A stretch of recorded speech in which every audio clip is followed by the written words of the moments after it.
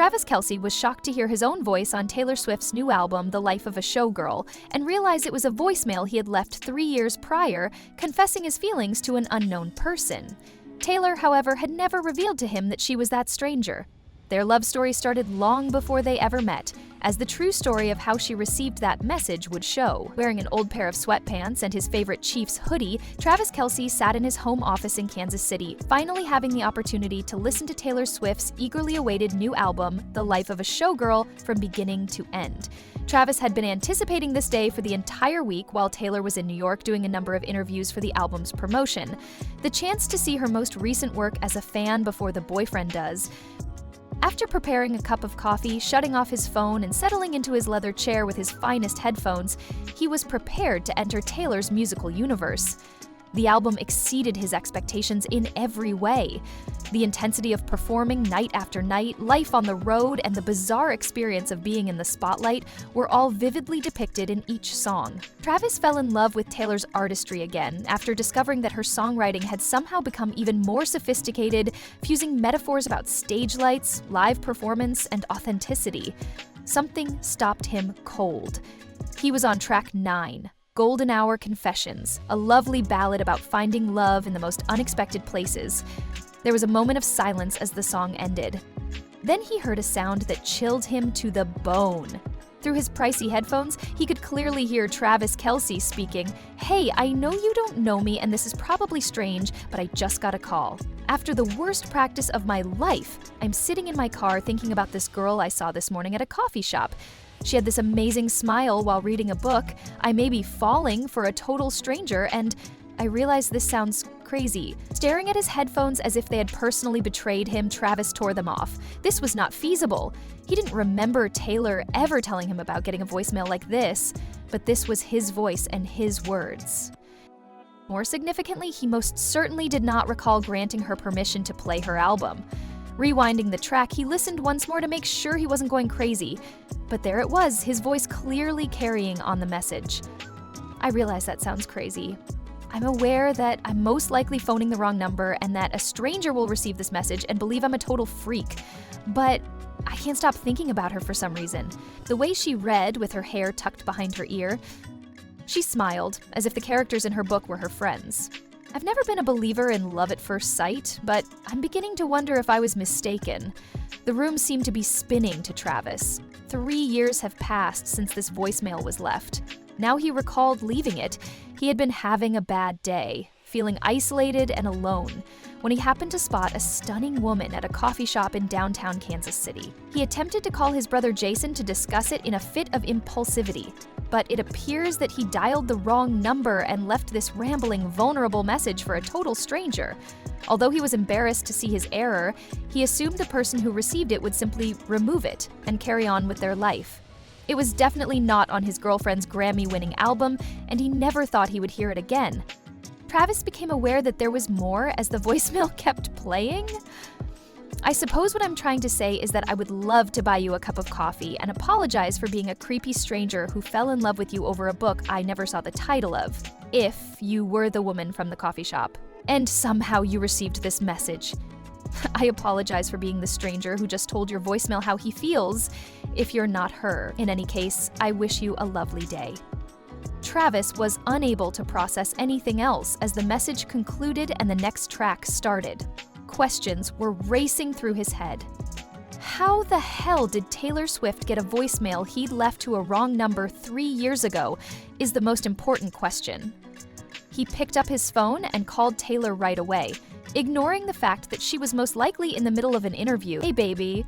Taylor's voice was clear and upbeat. "Have you listened to the album? What were your thoughts?"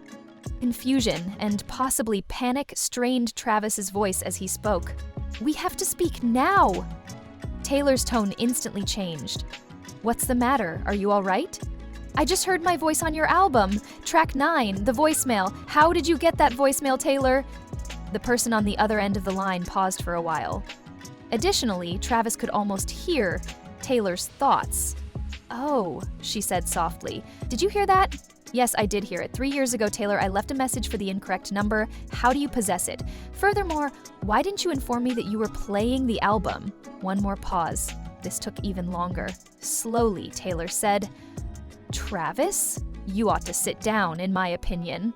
I've taken a seat. All right. Therefore, that number was correct. Travis sensed a slight tilt in the world. What do you mean that the number wasn't incorrect? He could hear her inhaling deeply as she said, "I mean, you intentionally call my phone number. Simply put, you were unaware that it was my phone number." "That's not possible," Travis stated bluntly.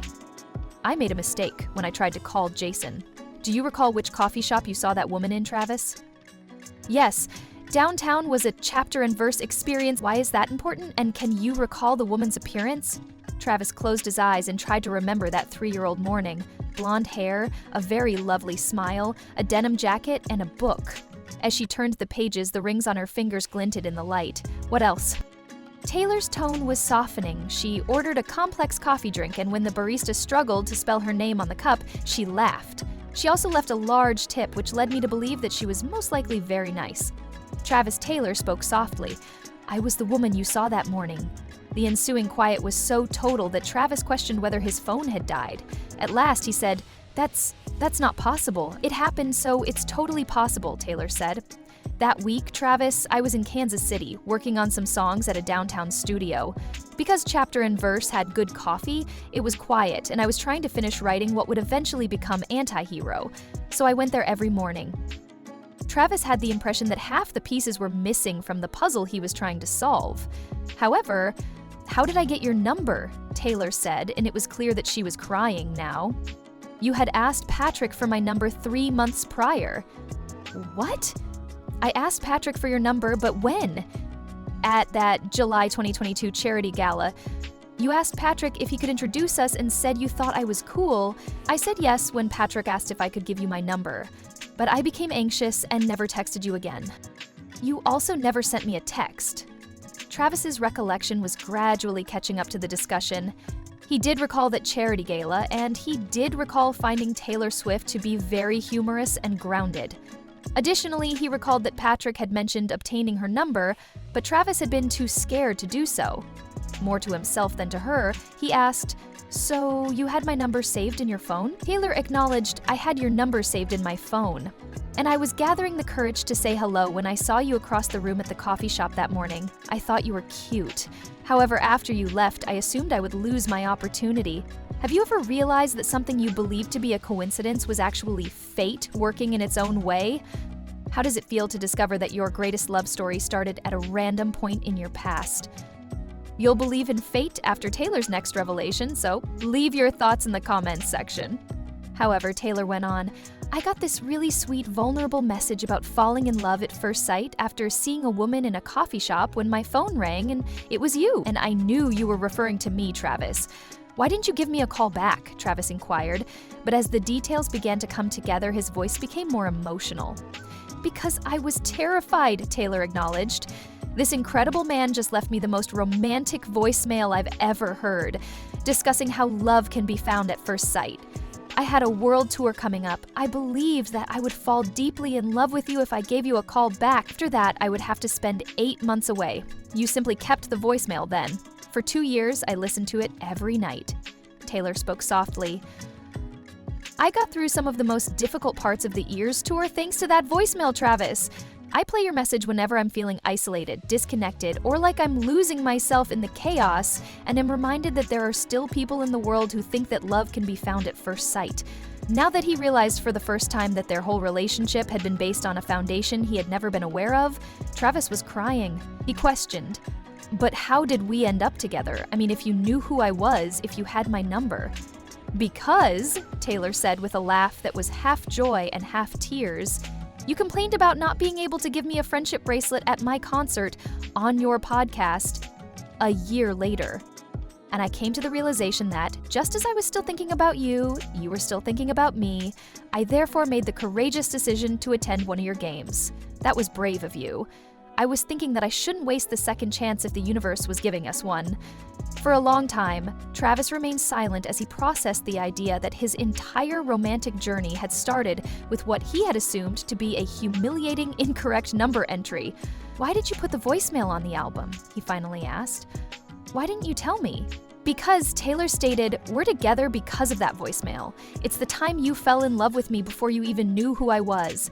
And that's when I fell in love with the thought of receiving such love. I wanted it to be included in the narrative I'm sharing about this phase of my life. However, you had the option to ask me first. I could have."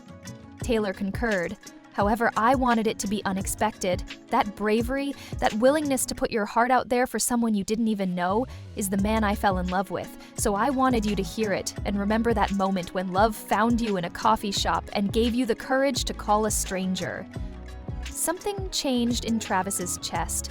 A realization that went beyond astonishment or perplexity. "That voicemail has been with you for 3 years. Taylor clarified, "I've been carrying you around for 3 years. That message, that moment, and the hope that I'll have the courage to love you back someday. Since the day you left, it has served as the background music for my life." Travis remarked, "It's unbelievable that you never told me." His voice had changed from one of bewilderment to one of wonder. "I'm telling you now," Taylor stated plainly. "Travis, are you aware of what you said at the very end of the voicemail that was left off of the album in part 1? "No." "What did you say?" "Everyone deserves to love someone as much as I already love this stranger. So I hope whoever receives this message finds their soulmate someday." And that's precisely what occurred, Travis. "I found my soulmate. I located you." Travis thought his heart would burst with passion. "Are you saying that you have loved me for 3 years, Taylor Swift? 3 years ago, I fell in love with your heart. And ever since then, I've been falling in love with all of you." 2 days after returning from New York, Taylor discovered Travis waiting for her at home, with a gift that had been thoughtfully wrapped and a bouquet of flowers. She eagerly accepted the flowers and his kiss, asking, "What's this for?" "It's an apology gift," Travis explained, "because it took me 3 years to realize that falling in love with a stranger in a coffee shop was the best choice I've ever made." When Taylor opened the present, she discovered a specially designed music box. A small figurine of a woman reading a book slowly rotated as it played the tune from Golden Hour Confessions as she wound up. "Travis, you don't have to apologize for anything. This is lovely." Travis took her hands and said, "Yes, I do. I must express my regret for not having the courage to call you at that time. I must apologize for keeping you from telling me the truth about that voicemail for 3 years.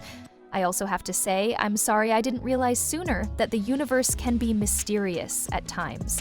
The workings of the universe are mysterious." Taylor smiled and repeated, "The workings of the universe are mysterious," Travis attested. "Additionally, it can occasionally cause you to fall in love with a complete stranger. Additionally, it occasionally results in that stranger becoming your true love. And sometimes it takes 3 years of working on a Grammy-winning album to make you realize that love is the only thing that finds a way. There are no coincidences." Taylor played Travis's voicemail in its entirety, unedited, while they lay in bed together that night, the one with all the parts she had been too shy to include on the record. And Travis gained a deep understanding of the nature of fate and love after witnessing his younger self fall in love with a stranger who ended up being his destiny. What's funny, as the message concluded, he said, "What?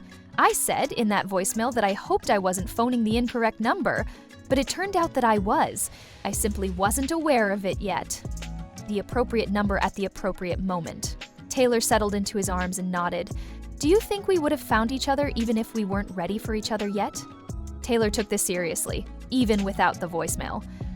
"I believe that love like ours always finds a way. However, I'm happy that it transpired as it did. I'm happy you had the courage to call a complete stranger. I'm also happy that I was astute enough to save your message, and I'm happy that we both had enough faith in second chances to give it another go." Travis would mention that voicemail in his proposal speech 6 months later when he would pop the question to Taylor on stage at the coffee shop where they had first met. He would tell her that he had unintentionally called his soulmate 3 years prior after falling in love with a stranger, and he would learn that some incorrect numbers are actually right numbers in disguise when Taylor said yes while crying with happiness. However, Travis discovered something lovely about love, timing, and how the universe works to bring the right people together that night while he held the woman who had kept his voice near her heart for 3 years and listened to the rain against their windows. He whispered into Taylor's hair, "Thank you." For what purpose? for preserving my voicemail. Thank you for being the kind of person who falls in love with strangers in coffee shops and isn't afraid to leave voicemails about it, Taylor whispered back. For having the courage to use it, for allowing me to fall in love with you twice. The universe grinned and began writing the next chapter of their fairy tale in a coffee shop somewhere in Kansas City that had witnessed the start of a love story. How do you feel about this amazing tale of fate masquerading as an incorrect number? Have you ever had a chance encounter that ended up being the start of something lovely? What does this teach you about the strength of having courage in your heart, even when you believe no one is paying attention? In the comments section below, tell us about your experiences with chance encounters and unexpected connections. For more tales of love finding a way, please hit the like button and subscribe if this story inspired you to believe in the power of incorrect numbers that end up being correct. Because sometimes having the guts to call a stranger is the first step in the most beautiful love stories.